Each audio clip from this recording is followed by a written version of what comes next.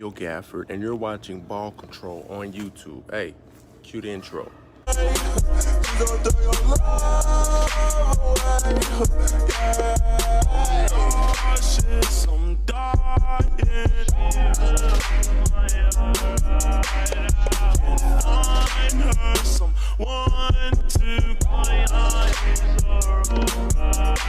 What's good? BALLCONTROL.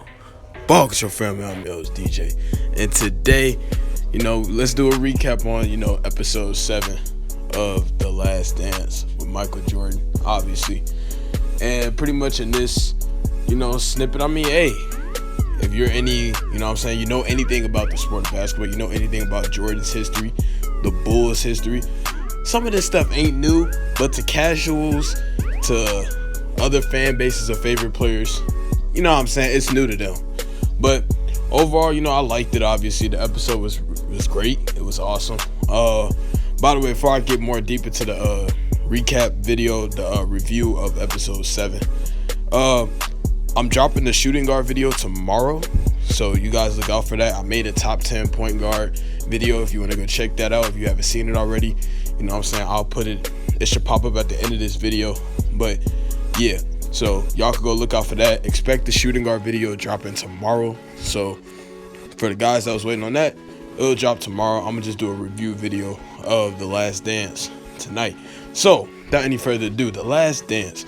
So pretty much Michael Jordan, he went to go play baseball. Everybody know the story, but the narrative that I'm so glad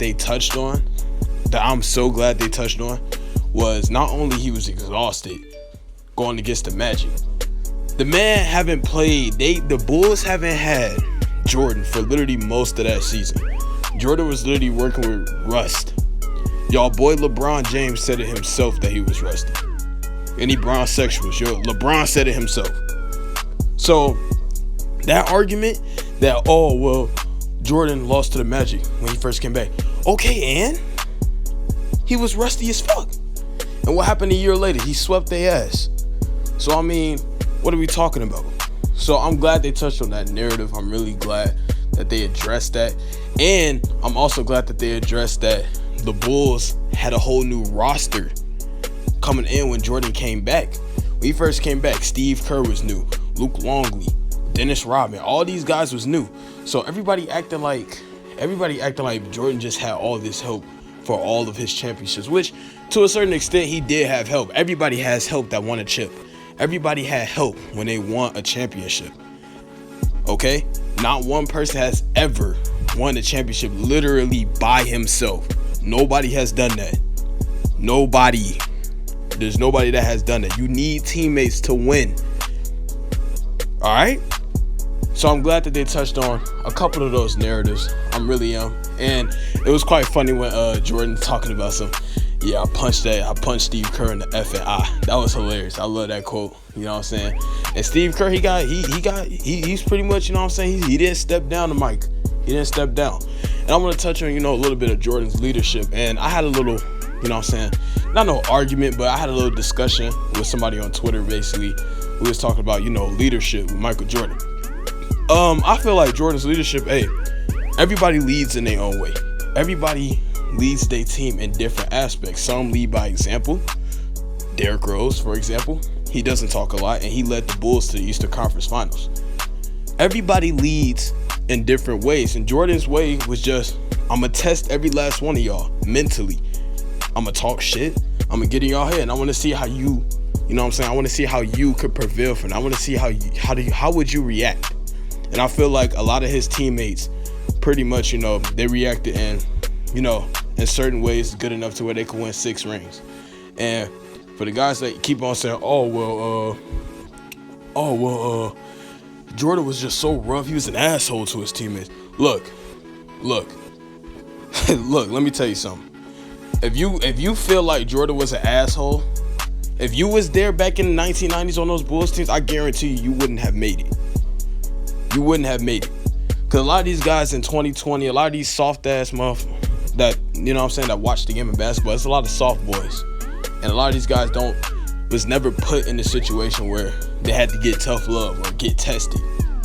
to test their mental level, to see how tough they are. Nobody has ever got tested how tough they are nowadays.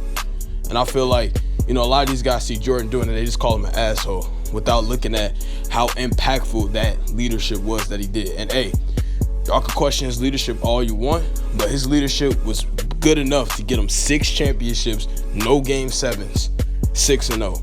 And I'm also glad that they finally touched on how good the Seattle Supersonics was. Because not only did Seattle Supersonics had Gary Payton, who also won a Defensive Player of the Year that same year they went up against Jordan.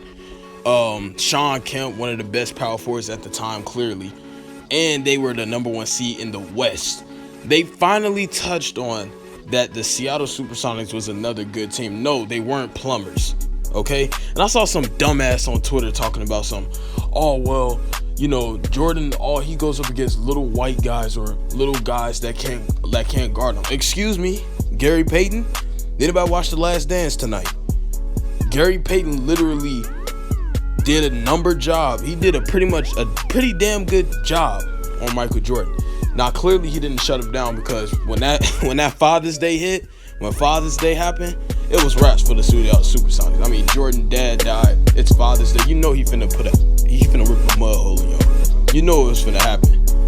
But I'm glad they touched on that, man, because the Seattle Supersonics clearly weren't plumbers. I don't understand where they get that narrative that Jordan went up against plumbers. Because last time I checked, the Utah Jazz weren't plumbers either. They knocked off the Spurs with Tim Duncan in the playoffs. And they knocked off Shaq and Kobe Lakers in the playoffs. So I just find that hard to believe that Jordan went up against plumbers. But nonetheless, I'm glad that the documentary overall tonight touched on, certain aspects, certain false narratives of Michael Jordan's career and Michael Jordan's legacy, especially people questioning his GOAT status. I'm glad they touched on it. And the whole documentary pretty much touched on what people didn't know, what casuals, brown sexuals, whatever fan you want to confront. I'm glad that they touched on that shit to shut all their ass up. I'm glad. But anyway, y'all go down in the comment section. I'm gonna drop the top 10 shooting guard video tomorrow, so y'all look out for that. Hit the post notification bell. Make sure you look out for that. And go down there and hit the subscribe button if you're new. And with all that being said, salute everybody at home. I'm out. Peace. Right.